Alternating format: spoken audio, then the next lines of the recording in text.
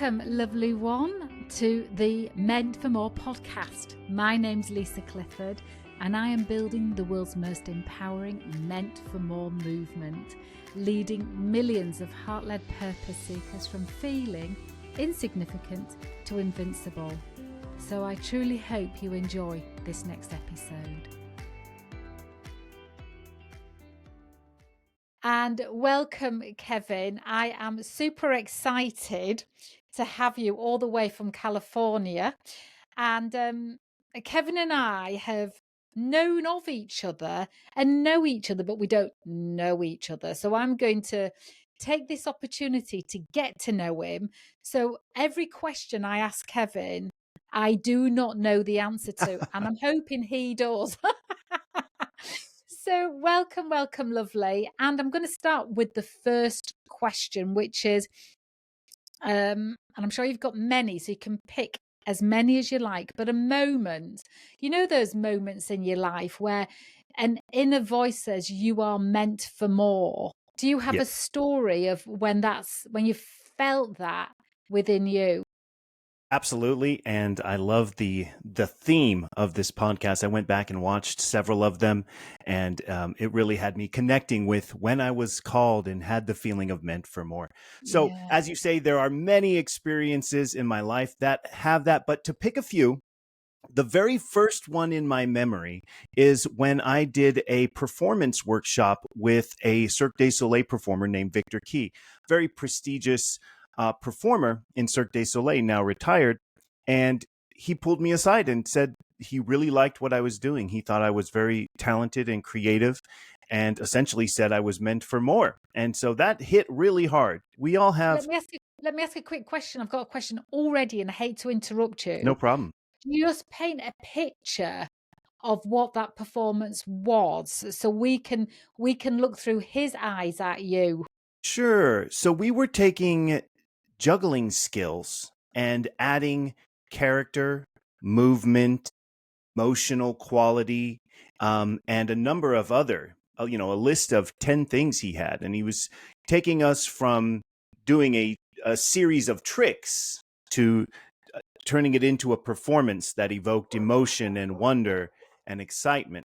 So in this workshop of 20 people, each of us were coming up with a sequence of tricks. And we just started with very basic technical tricks. And then we went through this process of adding emotion, movement, dance, character, energy, tone, etc. And it was after that session that he pulled me aside and said he really liked what I was doing. He thought I was particularly good at it. And so that was really the first one where I was like, wow, I can, I was very inspired by this highly regarded individual in the performance world really taking note of me. And the second one I would pick, and again, there are many, but the second one is after the first Firewalk that I led. A couple of days later, someone told me how they finally quit smoking. They were done. They were, sticking to it. And as you might know, the first time you lead a Firewalk, you always have these little voices in your head. Oh, I don't know how about that. I'm not sure how good it went. But I don't know how little the little voices are. Yeah. The big voices. The big voices. Yeah, that's very true. So to get that feedback that I experienced a life-altering change, I was able to transform or heal myself through what you did, was this powerful moment like, oh, this is good work. This is meaningful. And it came with this feeling of I am meant for more. I am meant to share this with others. And validation of the path, if you will, inspiration, emotional, spiritual energy, all wrapped up in this one little moment. Yeah. So those are my two choices for moments of feeling. Well, I'm sure we can have more, but there's something about in the first story and experience that you had when somebody said to you, you're meant for more. It's really interesting how usually it's a tap at the window of our soul almost, that somebody says, I see you and I can see your potential. And then you think, oh, let me have a look through that lens of who I could be. Can you just share, if possible, what that little internal journey was? Because I think it's those little short internal journeys that actually manifest themselves in the biggest of footprints outside ourselves, would you say? Absolutely. So, yeah, there's this bridge you cross, and on one Mm, side of the bridge, it's I want to do this. I like to do this, and it's all wrapped up in the doubt and the big voices, yeah. um, the hesitations, the fears, the self-criticisms, and there comes a point when either because of a knock at the window or some pivotal moment where you cross this bridge and you are now very clearly on this other side. It's it's a, it's like a calling. It's like a personal revelation. It's like a profound internal realization where, of course, there's still doubts and hesitations and fear. We never fully transcend those, but you are now steadfast. You have become someone who says, I am on this path, for better or for worse, succeed or fail. This is something that is meaningful to me, and I will pursue it. So, uh, uh, difficult to describe such a complex and nuanced thing, but that would be my metaphor. I was on this side of the bridge, and this person or that person told me something, shared something with me that validated and gave me that little extra boost for me to take those steps over the bridge and then land on the other side. Thank goodness you did as well, because you do absolutely fantastic work in the world. And you position yourself everywhere, and everywhere I really feel like you create your lighthouse, so that I always have this feeling that we're our own individual mission, and that the souls that resonate with us need to be able to find us. Mm, And you absolutely, the word market feels a bit clinical, but and expose also feels not quite the right yeah, word, but you massively shine that lighthouse so bright so people can find you, not out of greed and not out of territory, but out of, it feels like a heart driven mission, Kevin, when I see it. And you're so giving anytime that you lead a workshop, that you offer free workshops. You're part of the global Firewalking Alliance, and when you deliver your workshops, there's not a moment that you don't fill with value. There's no duplication of what you've already said. It's like we have not got time for that. I want to give everybody as much as possible, so that they're as fueled as possible to go make their wave, their difference in the world. So I'm very glad that somebody, that little nudge, look what that little yeah, nudge, that they did, that little nudge. You filled your tank up with it, and you went for it. yeah. Um, I really it's like the lighthouse metaphor. As you say, marketing sounds clinical, but when you believe in what you do and you have seen and you really know the value of what you offer, it's nice to shine that light. And so the lighthouse is a beautiful metaphor. That keeps going in layers, right? People are lost at sea in a storm, and there's all this trouble, and they can see a light. But I'll take that forward with me, shining a yeah, light from the lighthouse. I like because I that. do think that people have this brilliant offer, an impact they want to make in the world, and yet they get shy about shining the light. So those souls that have made agreements, I feel like we make agreements in our past life Mm, or wherever, we make an agreement, and then we make it hard for people to find us. And so it's our responsibility as as healers and helpers, that we help people find us. So I want to just, there's something that you said about having fears and doubts and limitations and self criticisms and all that goes on in the human mind. And so we master quietening it. But you said we don't fully transcend from it. And I think so many people have a belief that they should be doubt free, limitation free, that they get fixed in that way in some way. Yeah, permanently, forever How do free. you A, help other people, but also yourself in that honesty about the doubt and fear that shows up in you? And then how do you move with it or around it or over it? What's your Yeah. journey? Um, it's true.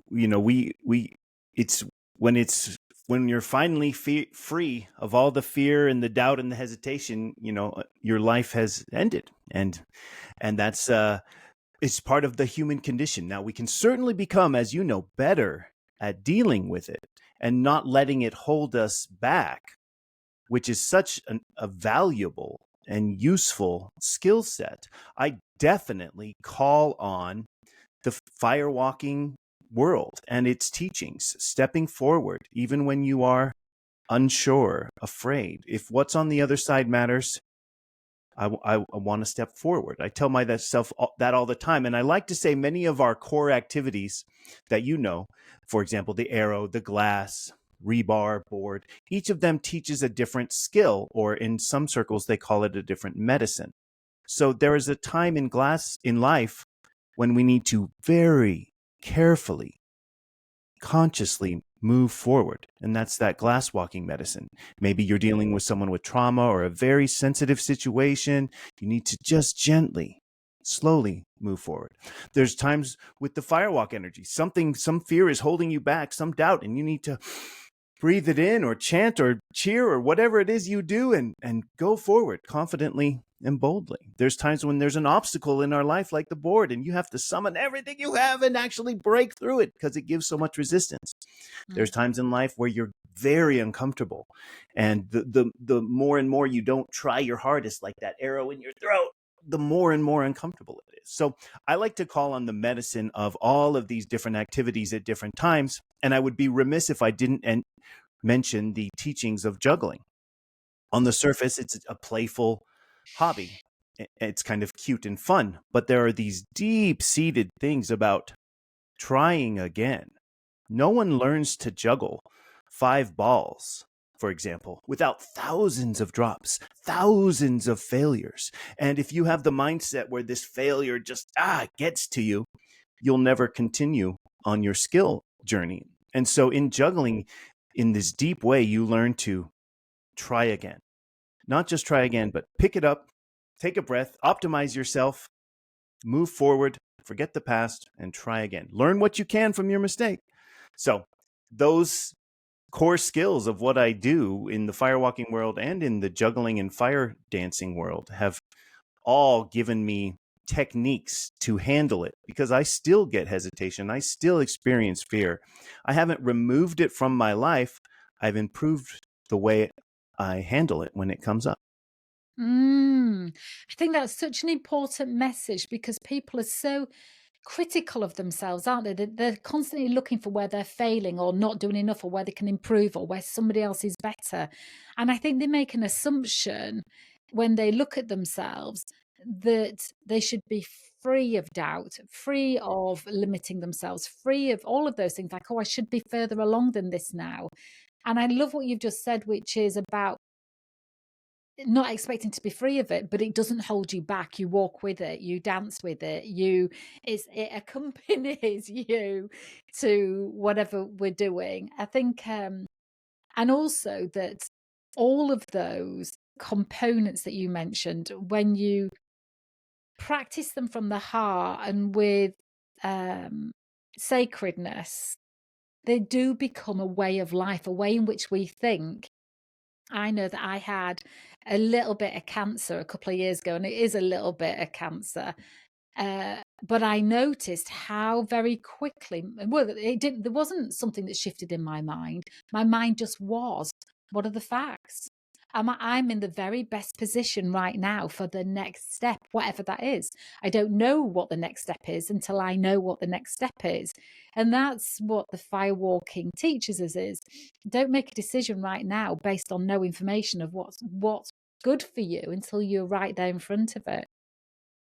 And I have to say, I absolutely never once got emotional about it, was never worried about it. It's not that I was making myself believe, oh, it's all right. It's just that I can only work with what I know right now.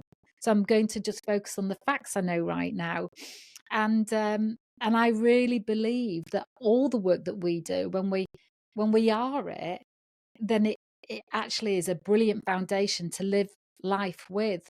And a friend of mine today was saying about, she just got a call from school that the teacher suspects that her daughter might be self-harming. Mm. And there were a couple of stages to the conversation, and I said, and it's how you would walk on the glass. I said, first of all, you just gently sit down. You just gently put your foot on the glass, and then you just gently address the first part of what you've been told, that she put something up her sleeve. Did you put something up your sleeve? And then you wait for that to land, and you feel as they give their information, and you listen, and you're intuitive. It is not about responding, it's about being. And then when you've heard all there is to hear, and it doesn't answer the next question, then you ask the next question. Are you hurting yourself if you use those words? But again, it's that very gentle. And she said, I'm so glad you've said this to me, because I would have just gone straight in with a Charged right whole big, through. power straight through. Whereas when you take the model of thinking and being with the Glasswalk, it is a feel gently and pause and be and notice the discomfort or the unfamiliarity of what's beneath our feet. But that is life, isn't it? It is. I love that. Such a beautiful example of how these breakthrough processes can teach us something, because we can't charge through every challenge. There are some challenges you should charge through, but not every challenge is a charge through. And so all these things give us those lovely tools. Beautiful example of glass walking medicine in action. You must have seen or even had your own, seen almost a miracle before your own eyes in all the courses you have taught. Just share a little bit, actually. Give us a glimpse into all your fascinating areas of expertise. And then my second question would be, what's a miracle that you've witnessed? But let people understand who you are and what you do in the world. Sure. Well, I am a Firewalk instructor of over 20 years. I have 2 different mastery certificates. One of the unique things about me is I've trained with many different schools. I've been to 8 different firewalking schools to really soak it up. I love it all so much. And Yeah. it's a big part of what I do, is leading firewalking events for a broad variety. Some instructors have their niche. I am all over the place, ranging from private events for yoga centers to corporate events, festivals, conventions. I do things for television. I've been on many commercials. I have worked from the deep spiritual realms to the raw Western corporate. I've been all over the firewalking map, as it were. Mm. And then I have a big passion for fire arts. As a young man, a teenager, I was a juggler, and that evolved into fire juggling, which led to fire eating, which led to all of these fire arts tricks, fire magic, fire staff, fire stick dancing, fire this, fire that. One of my hobbies is friction fire starting, traditional fire starting methods. I'm just a big fan of anything related to fire. Now, some people say, oh, you're a pyromaniac, but I don't use that term. A pyromaniac wishes to see fire go out of control. And that's not me. And a phrase I learned from my wife, I'm more of a pyrophiliac, a lover of fire, somebody who adores and loves and cherishes it. And so to put those two things together, I like to blend the fire arts and the magic and the performance world, the theater realm, with the firewalking world and motivation and personal growth.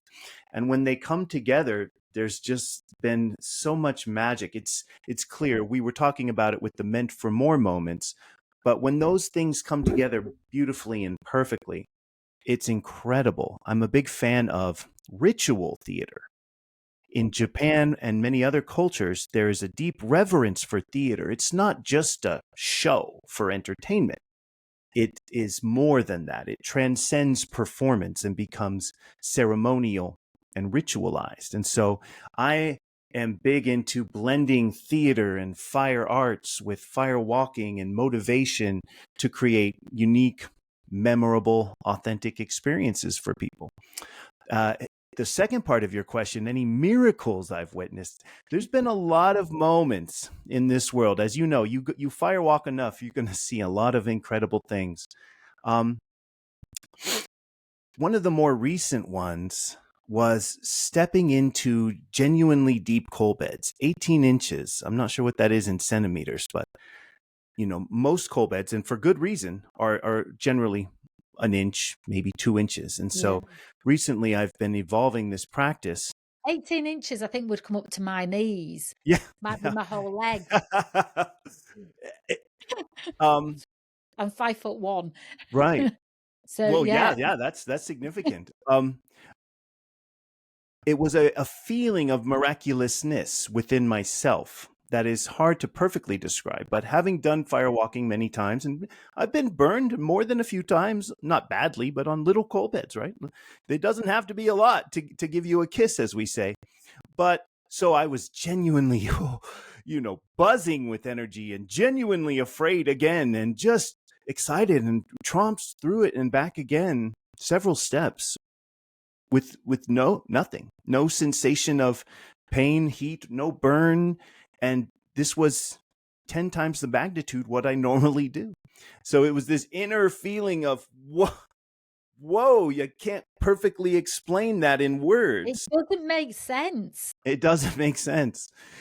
It doesn't. And then moments where people made these changes in their life, when ranging from leaving abusive partners to leaving one woman.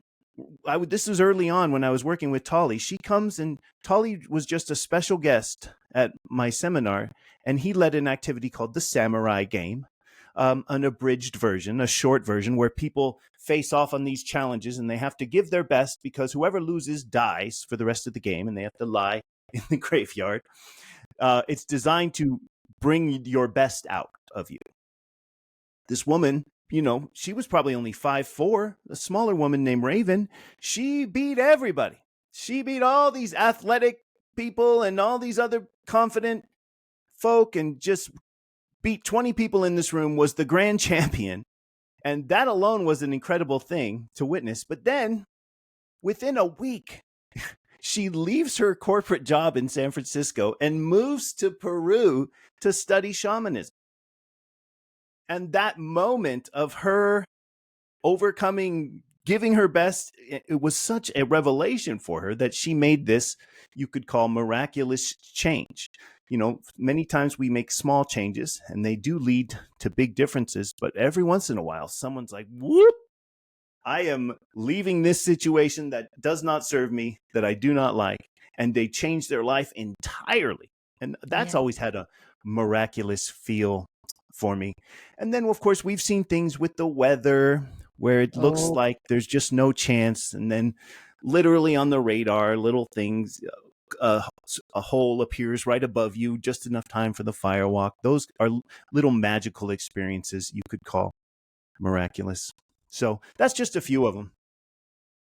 I know that people listen to this will be like, Lisa, you have got to ask him. He walked on 18-inch coal bed. How did you prepare yourself for that? Because everybody will have heard what you've just said now, but really be thinking, yeah, I need to know how. People always want to know absolutely. how, don't they? And the other thing that I think is actually the motivator is the why. So you can share how you did it, but I'm guessing it was the why that actually created the how. But Sure. I'll start with why, and then I'll transition to how. Yeah. So I'm a big fan of, a proponent of advanced firewalking. And it's a very nuanced thing because, and I like to use downhill skiing as a metaphor, to align things, because in downhill skiing, there's well understood categorization of difficulty and risk. There's the bunny hill and the green circle runs and the blue squares and the black diamonds and the double black diamonds and the backcountry cliff skiing. Each of them has increased risk, and it is not justifiable. It is immoral to take a beginner skier and Yeah. take them over to the double black diamond. Yeah. And so too in firewalking, right? For good reason, we start with an easier coal bed, and even the easiest coal bed still has genuine risk. Now, when you've been involved in it a long time, it's nice to push your own comfort zone. I believe in advanced firewalking because when we continue to push our comfort zone, we continue to grow. The 500th time you stand before a classic coal bed, there's always a reverence and respect, but there is less of that discomfort, uncertainty, and fear. So one reason is to continue my growth, to continue the growth and help others who are advanced firewalkers continue their growth. And another one is to instill the teaching in a deeper way. And by that, I mean, it's often said, raise energy to cross a coal bed. And people do this different ways: breathing, chanting, rah music, intense screaming, air guitar. There's a huge spectrum of how people raise their energy. But generally speaking, in the firewalking world, everyone teaches a version of raise your energy before you walk on the fire. And so when the first time I came to a deep coal bed, for the first time in a long time, I was looking at myself like, what does that mean? Raise my energy. I took the lesson seriously. There's an old saying about the spiral, and we come to the same lesson over and over again at deeper levels. Boom, boom, boom. And so it's taking the teaching of I can raise my own personal energy to a new level. In addition to those two reasons, it leads to exciting media, as you say, which sounds ego-based, and yet we just had a discussion about being a lighthouse. When the coal beds are brighter and redder and there's more fire, it looks more engaging. It's exciting. Amazing. It magnetizes others to you. So that's just a few reasons of the why. The biggest one is just to continue my journey. I'm not done learning everything there is to know about firewalking. And when I step in front of that coal bed, the deep one, wow, I'm raw, prime, nervous, real, a little uncomfortable, and yet inspired and motivated. It's just that sweet spot. Mwah. So that's a little bit as to why. And then the how, there's the physical and the energetic of the how. The physical is you have to lift your feet up. No more walking straight with normal strides, because you would just be kicking all So these you have poles. to lift your feet up as though you're about to go it's on these the big, stairs. high-footed stomps. Yeah. You know, and so that there's literally a physical technique where you walk with an energized, high stepping thing, and then you get out of it. Then And there's how did you raise your energy though? Before you go on the coals, how did you raise your absolutely energy? What was your personal process? Something I've learned is called the prime pump. And a prime pump is an intensified energy building. You know, there's yes, okay, right? A lot of us, even when we build energy, we're actually just still holding back for different reasons: habit, the people around us, etc. So transcending the usual, usually I'll take a few deep breaths, move my body, shake my head, get a positive mental mantra. And then for the deep coal bed, it's much more intensified. If it's appropriate for the environment, I'll let out big, rah, yes. Heavy movement. You know, I'll shake my camera all around if I do an exact example. And then there's this final little cherry on top. You've got the physical technique, prime pumping, or serious energy building, like intense energy building. And then there's purpose. When we do an advanced firewalk, you don't want to do it for the wrong reasons. So Yeah. in this most recent case, I dedicated it to my mother, who's still in recovery from her stroke. She's doing very well. Now I'm walking for something more than Yes. just me.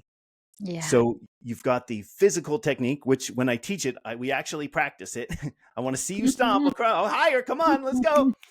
And then we have the energetic. And the truth is, when the energetic part, not everyone is comfortable with kind of this intensified, ragey energy. Rage isn't the right word because there's no anger there, but it personifies the amount of It's intensity. primal. It's like a Primal. primal energy, and I think that's what I'm feeling that you're Primal's describing. much better than rage. Yeah. Absolutely. So for some people, that prime pump is just deep breathing, like meditating a little more than usual, breathing more, visualizing more, whatever it is they do.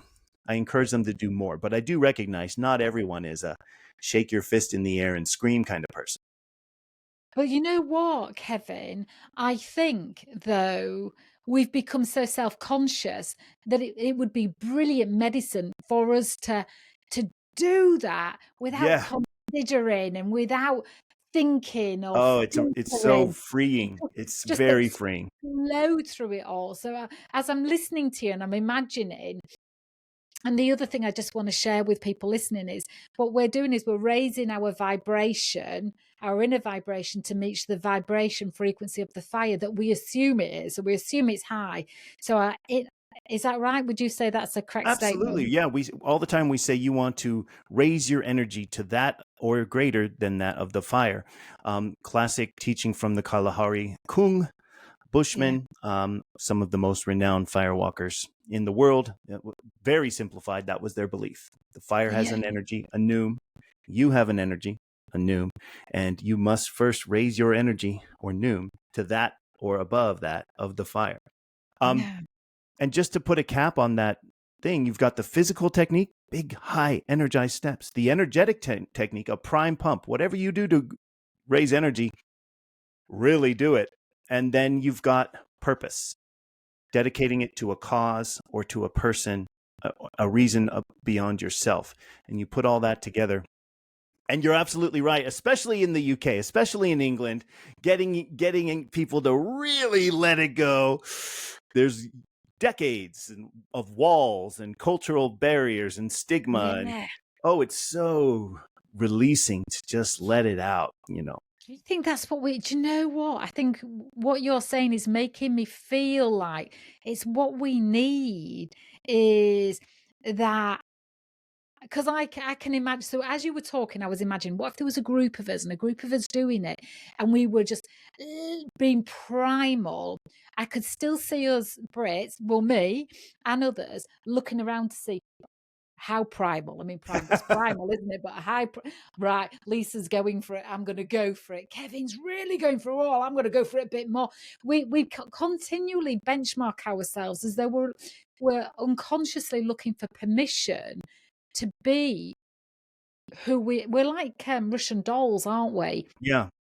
And really what we want to get to is make that little tiny inner doll, the big doll, without any layers around us. And so what I'm loving about this experience that you had with the 18-inch coals and how you preparing yourself, I actually feel like there's medicine in that preparation.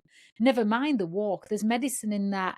Like, I'm Yes. going to pull everything that I do and don't know about myself in service here, because this is a one-time shot of going over these calls. You take the first step and you're not properly ready, you're off Oh yeah. for a That's while. that's no joke. And it's such a moment of uncertainty. It's like in the Indiana Jones film when he has to step into the invisible bridge and he can't see it. And so when you're standing there, you don't really know how it's going to go. And so to boldly step forward in the face of such uncertainty and genuine risk, it's, as circling back, to me it felt miraculous that I got to the other side, and I've walked on much smaller fires and felt much more heat. My intensity, my energy, my vibration led to an incredible phenomenon that to this day gives me awe. Tell us. Yeah, I'm just really in jumping on and elaborating is the word I was looking So for. because I think doing that must play out in your life of a knowing about yourself that something, my sense, my feeling, and it is only a feeling and I could be completely wrong, um, is that there was a fullness of you that you could trust more. Because when you prepare for that, there's no doubt if you're walking on 18 inches of coals, if you're not ready, you're losing the skin on the bottom of your feet. Is that, is It's that, a real risk. Yeah. The risk ranges from small minor blisters to severe burning. It is possible. So you need to be ready. I would describe ready as a spectrum as Mm, opposed to a single, yes, I'm ready. No, I'm not. You are in different stages of readiness, and that correlates to how much risk you're going to be absorbing. And so ready, way over here, ready is different than, okay, kind of ready. yeah. And so I'm just wondering, was there a difference in who you are that is like a self-trust of what you're capable of? Like, uh, there's something about having a knowing about yourself, isn't there? I don't know whether I'm putting the right And, words for this. and there's something about lived physical experiences that are indelibly part of us. And, you and I, we've heard amazing teachings from all of these different people, but often when it's just words, they land a little lighter. The seed doesn't always take sometimes. But when we live something and experience it stays and is ingrained in us in a different and deeper and indelible way. And so to answer your question, yeah, for me, the revelation and the teachings in my life that have come from the deep coal bed are about the really difficult challenges and the extra risks. I'll use an example. I've been doing events for a long time, both for other people and selling tickets into my events. And so I have a new event planned, and it's called N Lightning, where you actually suit up in a special thing, stand next to a giant Tesla coil, and use swords to wield lightning, real lightning bolts all over your body. It's wild, exciting. It's hard to imagine. I can send you a video. Do, because I cannot. Yes, send It's me a hard video to and imagine. It I is will so include it dramatic in and this. so exciting. So I've been talking with this gentleman, Michael Ravenwood from Skyfire Arts, for years about doing this in a empowerment setting. He's always done it as a performance. And so we're finally doing it. Now, just the Tesla coil shipping and the Tesla coil operators and the insurance and all of these things takes my overhead way higher than what I might normally be doing. And as you know, in an event, your overhead is risk. And so we're doing this event and there's more risk, there's more logistics, it's more intense, it's more bombastic, it's more, I've never done this before. And so I remember as those final moments of, are we going to do this? I thought of the deep coal bed. And it's like, well, I've already done lots of events, as in I've already done lots of firewalks, but I can do this. Yeah, there's Mm, more risk, but if I give it my absolute all, I believe in this and I will be stepping forward into this deep coal bed. So it's an example of, I already knew I could do events, but I'd been hesitating and worried about the risk of this logistically super intense event. But I called on that experience, pardon, and said, yes, I can do this. I will step forward. I'm going to raise up my energy, my assets, and my abilities, and I'm going to move forward. And so now the event is scheduled April 25th and 26th, Las Vegas, Nevada, and Las lightning. It's happening. It's a deep Vegas. coal bed. Yeah, it's a deep coal bed for me. And I'm willing to step forward. So that's a real world example of how it's helped.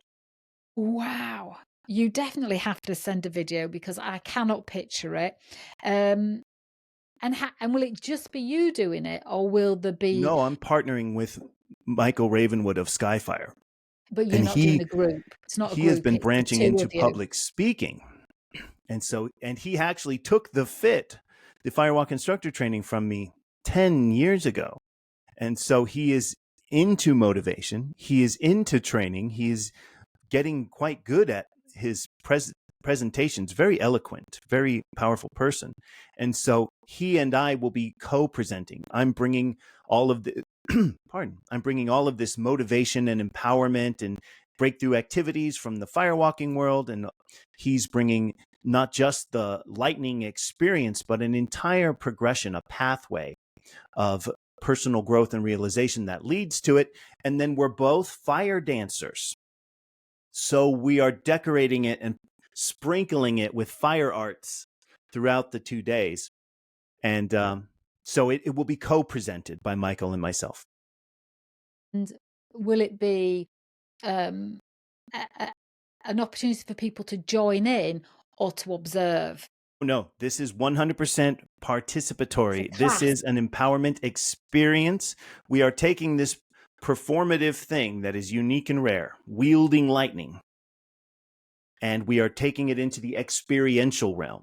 So not only are we going to train and build and work everyone up to getting to wield the lightning themselves, that's one of the core activities in the whole thing, but we are dressing it with metaphor and meaning and empowerment. And, there's a lot of people out there who connect fire with empowerment and growth for good reason.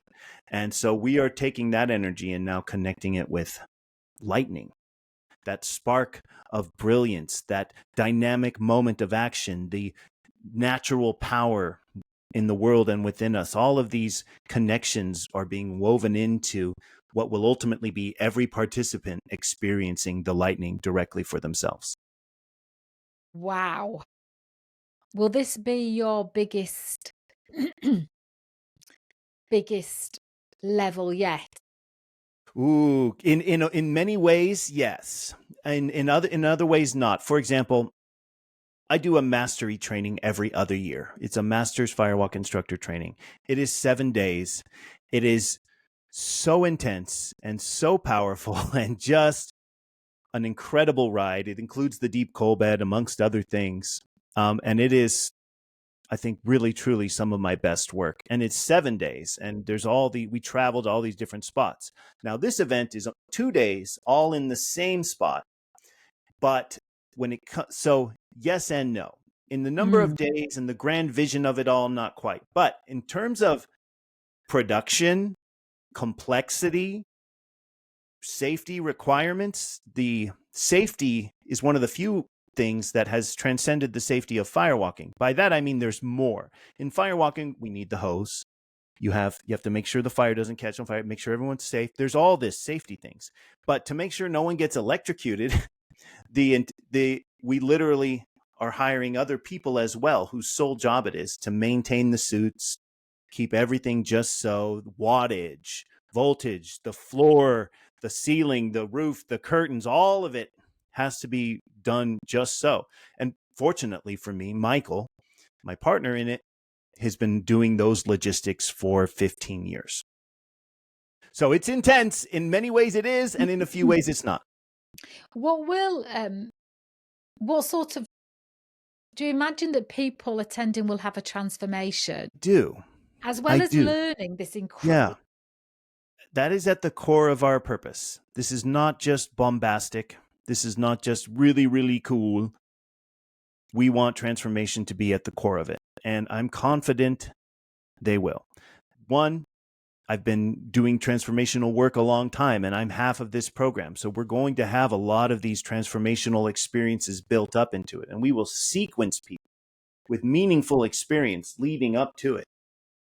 Two, my partner is eloquent, poetic, profound, an incredible man who really, really doesn't just teach, the idea that lightning is cool, but at the core of his entire approach is changing yourself, changing the world for the better, harnessing our natural energy, the forces of what we have inside us, of our communities, of the world itself.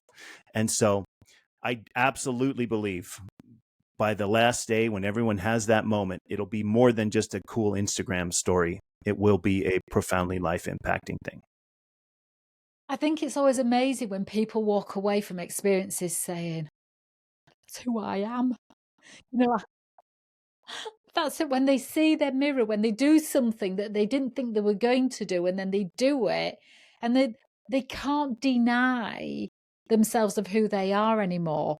Um, that sounds so exciting. I've got a couple more questions. One Of is, course. you have so much energy and life and light, Kevin. That's love. um, I know people normally go like that. As a little boy, what were you like as a little boy? Because I feel like you keep him alive. I Mm. feel like you keep that little boy alive and that you honor him, but as an adult. But is that Yeah, absolutely. I know exactly what you're talking about. And as a young child, I was fairly well behaved. I was the older of two siblings. I liked baseball, and I liked, video games. Very classic Americana young man. It was the juggling and the theater in my teens, learning to juggle, finding juggling in circus community, and then doing theater, musical theater and otherwise theater, that started to really bring out this joyful celebration. And there are some amazing articles in the juggling world, actually, about permission to play. And many times as we become adults, we lose that connection and we assume, well, now that I'm older, everything has to be serious and profound, and it's don't kid stuff and be silly. But there's a balance there. We do need to grow, we do need to mature, but we do not have to lose our sense of play, of fun, of energy. And I credit juggling, theater, fire dancing with keeping the play alive. Just I got these less than a week ago. These new props right here what are from they? Japan. And I'm so excited to play with them, to light them on fire like a kid. I have this excitement in me just talking about it, because I'm going to get to play and move and experience this novelty that blends with fun and excitement because they're on fire. So through these art forms, I have held on to my love of play and exploration and curiosity. And that definitely spills over into my firewalking, where we have activities that are, in fact, I intentionally take people on the journeys. Let's play and have some fun. Now let's get deep and emotional and stay there. Now let's go get really excited, and then we'll slowly bring it down like the melody of a song. So play finds its way into everything I do, and I genuinely believe I've held on to it in a very real way because of juggling, theater, music, and circus arts and fire dance. It's something I really admire in you because I don't have it in myself. As a child, I grew up being really responsible, and I have kinesiology sessions. I am a trained kinesiologist, but I don't use it. But I have regular kinesiology sessions with my teacher, and she's amazing. And always that comes up is that I need more childlike play. And I don't know, I mean, I'm really being open and honest here. I don't know how to access it.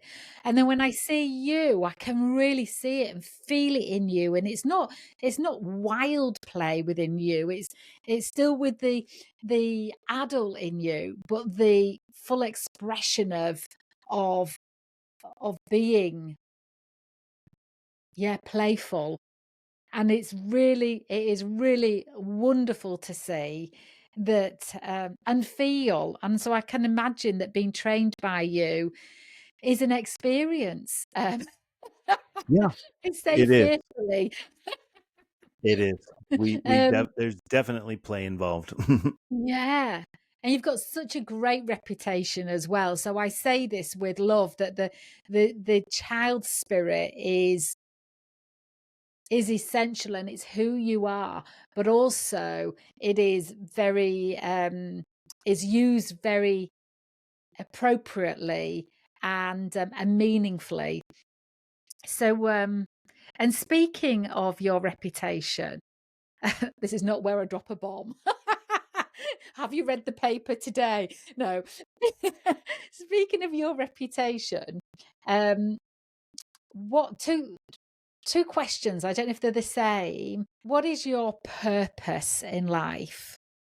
You know, if you were always aligning yourself and calibrating yourself with something, what would you say that is?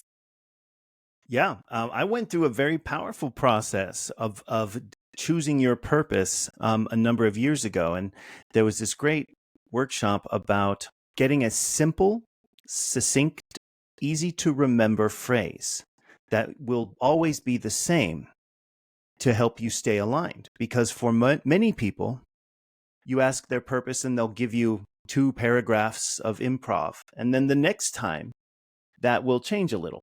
Not to say we can't change our purpose. Absolutely, anytime you want. But Mm, my purpose is to empower, educate, and entertain the world. Very simply put. Um, Within the empower includes lots of different subcategories: personal growth, healing, professional empowerment, spiritual empowerment. So growth. But what I did was I got 3 E's. I empower, I educate. I do lots of teaching. So whether it's the skills of firewalking or performance classes, public speaking, I teach. I'm an educator, and then I'm an entertainer. And so my purpose in life is to empower, educate, and entertain the world. And some people get a little caught up in trying to find such a short, succinct version, but the key is in just a broad definition. It's not just Western empowerment. Under empower, I mean all of these other things. And under mm, education, there's quite a liberal list of things that include it within that. But it always lets me say it the same. And then sometimes when I'm facing a question, should I do this project? Does it serve my purpose? And when it's, well, mm. yeah, I'll be empowering, entertaining, and educating, like with this upcoming lightning event. Yes, it serves my purpose. And so I say it easily and simply now, and I've had that for many years, but it took a while. And Yeah, it's very, very meaningful for me to have this simple, easy to remember, easy to repeat purpose. And obviously, my purpose in life extends beyond the boundaries of 3 words. And yet, yeah. that means something to me. So that is my purpose. Mm. What do you think humanity needs right now? And I'm wondering, I say the question and then my mind shows me the globe. And I'm wondering if what humanity needs isn't one thing, but it's different in different places. Yeah, truly. It's a nuanced question, and the answer I do think is different in different places, as you say. I think, and I just said the word actually, nuance, and the ability to entertain non-polar truths. And one thing I've noticed in my culture is it's so much more and more and more. There's no middle. You are this or you are that. If you are not this, you are Or bad you are because you are bad. that. But Yeah. there's this spectrum of life and opinions, and there's so much nuance. And I think that patience Yeah. is needed. I think that embracing nuance and understanding is needed. I think that so a little more meditation, a little more singing, a little more dancing. Um, Yes. yeah, so it's a tough question, but those are some of the things. I think we need patience. I think Yeah. we need to embrace nuance. I think we need to slow down, breathe, and Mm. meditate. A little more singing, a little more dancing, um, and a little less of some things. When we talk about what the world needs, it's not always a positive add-on. Sometimes it's less, right? Mhm. The media has done things. It's a double-edged sword. There's good things, but the nonstop 24-hour news cycles, the sensationalism that's happening. I'm a big fan of social media, but I recognize that there are things about social media that are unhealthy. So Mhm. we need to do more of some things, but we need less of some other things. I completely agree. I think the patience, the slowing down, slow down and listen. I mean, like, really listen to somebody or who they are in this moment. rather than who we thought they were 10 minutes ago or the box that we've put them in, but to really stop and listen to someone. So often, and I've probably done this with you, I'm not saying that I'm perfect at all, but so often we're listening to echo or to respond or to empathize or to show, look, I know what you're talking about because I've got this example. And I know that we're in a slightly different situation because we're having a conversation and there's a responsibility to keep some of the conversation alive and to put pictures to it and feeling to it. And so it can be a little bit clunky. But I think when we're sitting down as friends, if you and I were together, I'm pretty sure we'd give each other a good listening to, that kind of let me sit with you and understand you, feel what you're saying, like really. And there's something I think it's Buddhism that says the biggest gift you can give anybody is just to listen. Mm. And there's healing that happens in that listening without interruption, without understanding or clarifying, or um, there's almost like a perception of acceptance, isn't there? And we all want to be accepted. And it makes me very sad when you think about some of the people, some of the things that are happening in different parts of the world and people dying and being killed. It makes me so sad.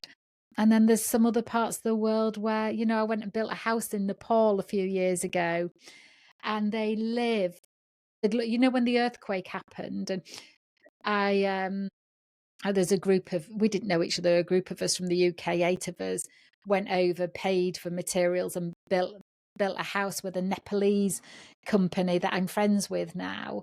And they were living in the cowshed and but very happy, very happy in the cowshed with just a little stool to sit on and rice that they cooked at the side, and just that love and curiosity that they have. Um, but I think stepping back, and for me, it would be, I think that we could just do with listening more to each other. And that only comes once we're patient, the gift of patience. Absolutely. A quirky last question. Sure. Have I I feel compelled to ask, are you thinking of walking on lava? Oh, if the time comes, absolutely. There's some nuance there. The practice of walking on lava Is it the is. Fijians that walk on lava? Is it the I'm Fijians? only familiar with the Hawaiian tradition. That's it. The kahunas, the tribal leaders of Hawaii, have passed down a knowledge of walking on lava while it was still red, but just hard enough. And when you talk about risk, if your foot breaks through, you probably lose your foot. Um, so that's such an intense risk. But there's this additional element of cultural sensitivity. And to go to the islands of Hawaii and find the lava and do, tests and pound it. I had literally imagined, what would I do in my mind? Well, I would start with a rock and throw that over, and then I'd push down with a fake foot and see how that was. I kind of worked it out in my head. But now, as I become more culturally aware and sensitive, I'm aware that that would not be respectful. The only respectful way to do it would be with a kahuna who is consciously and willingly sharing this practice with you. They keep that a deeply treasured and guarded secret. So for a Westerner to come over there and just start poking around and do it would be culturally insensitive to a very dramatic degree. So if the time could ever come where I was blessed to get to be guided in that process by a kahuna or someone of that lineage who holds that teaching, I would absolutely do it. But I've talked myself down from just trying to figure it out myself as much as I want to. There are some things that there's no amount of how that is needed. I think this experience would be one of ceremony, of ritual, of connection, um, respect, and it would be less about the how. The how is you walk over. The connection with the tribe and the land I think is where the work is, Absolutely. isn't it? I don't know why I thought to ask you that, but I You're not the first strangely one. You're not the first one to ask really, me that. it felt like a natural next question, and I really need to have a chat with myself about the people I hang out with, that it's natural to ask, "Are you gonna walk on lava?" Um, so just in closing, because 'cause you've been so generous with your time and your heart, Kevin, what what one thing would you love people to know about themselves? Mm. I could do with leaving these questions with you in advance, I'm sure. I would say we can change our lives, and that even small changes in direction eventually lead to significant changes in our life that help us, our family, our community, and ultimately the world. One thing I've been sharing recently is the world is, for many, a very scary place right now. It is very daunting. We don't know what's going to happen or what's on the other side, so to speak. And I really tie in that Firewalk teaching. Yes, there is risk. Yes, the world is in a tumultuous place at the moment. But you have to ask yourself, is what's on the other side worth stepping forward? I believe it is. I believe we continue to hold our arms out, breathe deep, connect, and move forward. And that what is on the other side is worth it. Even if we get a little burn or a little kiss, if what's on the other side is worth it, then we step forward. The lastly, I would say, have some fun. Find Yeah. some time to play and move around a little bit and seek out personal growth. Seek out personal growth. Even for those who have already been to a seminar or two, make it a regular part of your life. If you're a firewalking instructor listening to this, I genuinely encourage you to train with other schools. And I'll say, I don't think it matters that much which one you go to, but there's a big, beautiful world. This has been my journey the past 6 years, getting out of my bubble and going and training with other schools. Every school has something to offer. Every school. And then you get to pluck the leaves and the vines to make your own wreath of growth and empowerment. So keep empowerment in your life. Train with other schools if you're a firewalker. Be willing to step forward if what is on the other side matters. Have a little fun. And with that, I'll just say I hope to share space with you by the fire soon, Lisa. Oh, I hope so as well. I hope so. And I just want to say, send the video so we can include it of The lightning, yes. Enlighten, yeah. Um, and a link where people can. Yep, I emailed it already, but I'll just Oh, point it thank out you. here. I have a link tree, Right. Kevin Axtell link tree. It has links to all the things, Can whichever people social media you like. book I'm on your probably course there. then? Can people book on your Enlighten course? Right now it's September 25th. Tickets open October 1st. Okay. Okay. Thank you so much, Kevin. I have loved every second. I had no idea where our conversation was going to go. I didn't want to orchestrate it. I wanted it to be like we were all learning about you together. And I hope I've asked the questions that anybody listening or watching was asking in their head. And if I haven't, put them in the comments and I'll get him back for I look episode forward to 2. that. Lisa, thank you for all you do, not Thank just this you. podcast, but for Oh, all the healing and growth that you share with the world. It's great. I appreciate and admire you. thank you. Likewise. Lots of love.